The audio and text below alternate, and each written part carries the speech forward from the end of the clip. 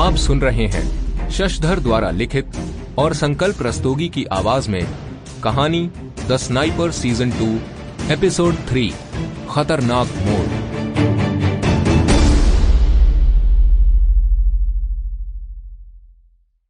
रात के 2 बजे थे। दरवाजे की घंटी जोर से बजी। करीब 2-3 मिनट बाद दरवाजा खुला और शराब की बदबू पूरे घर में समा गई। गौरव, तुम फिर से पीकर घर आए हो? ये क्या नई आदत लगा रखी है? पहले तो तुम सिर्फ वीकेंड्स पर पीते थे। अरे हट जाओ नेहा, घर आए हुए पति को एक गिलास पानी नहीं पूछ सकती? कम से कम रास्ते से तो हट जाओ। हटो। नेहा हट ही रही थी जब उसकी भौहें ऊपर चढ़ गईं और उसका दिमाग घूमने लगा। गौरव की गर्दन और कमीज के कॉलर के अंदरूनी हिस्से पर लिपस्टिक के दाग थे।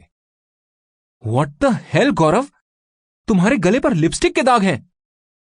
अरे चुप बैठो यार, ये पार्टी में एयर किसिंग करते वक्त किसी की लिपस्टिक लग गई होगी। एयर किसिंग एयर में होती है गौरव, गर्दन में घुसकर नहीं की जाती। अरे सो जाओ यार, इतनी रात को मेरा दिमाग मत खराब करो।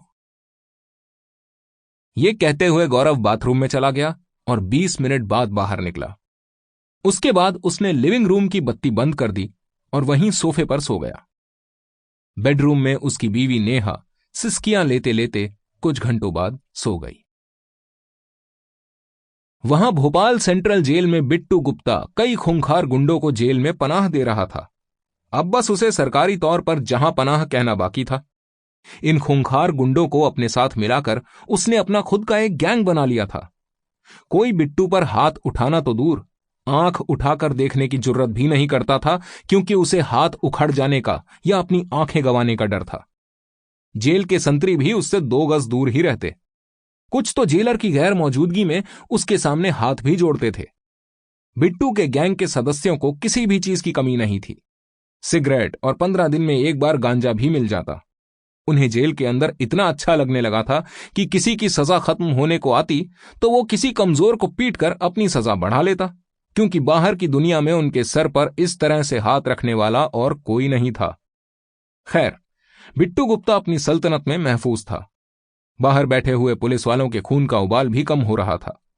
धीरे धीरे सारी दुनिया भूल रही थी कि बिट्टू ने एक senior police inspector Sample complete. Ready to continue?